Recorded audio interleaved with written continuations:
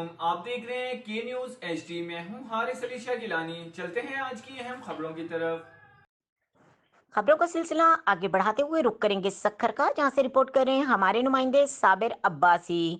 Sukkur district bar ایسوسی ایشن کے نئے عہدیداروں کے انتخابات کے لیے سیشن کورٹ سکھر میں پولنگ کا عمل جاری، جس کی نگرانی ایڈیشنل سیشن جج ذکاء اللہ ابڑو کر رہے ہیں۔ پولنگ کا عمل صبح 9 بجے سے جاری ہے اور شام 5 بجے تک جاری رہے گا، جس کے دوران سکھر ضلع سے تعلق رکھنے والے 1100 سے زائد ووٹرز اپنا حق رائے دہی استعمال کریں گے۔ انتخابات میں ڈیموکریٹک لائرز فورم اور پروگریسو لائرز فورم کے درمیان مقابلہ ہے۔ ڈیموکریٹک فورم کی جانب سے عجب جونیجو اور پروگریسو فورم کی جانب سے ظفر ایدن منگی صدارتی عہدے کے لیے امیدوار ہیں، جبکہ سیکرٹری کی نشست پر پروگریسو فورم کی جانب سے ذوالفقار علی ملانو اور ڈیموکریٹک پینل کی جانب سے قربان علی کے درمیان کانٹے کا مقابلہ۔ دونوں پینلز اپنی اپنی کامیابی کے لیے پرجوش ہیں، جبکہ دونوں پینلز کے حامیوں میں بھی جوش و خروش پایا جاتا ہے۔ ووٹنگ کا عمل بغیر کسی وقفے کے جاری ہے۔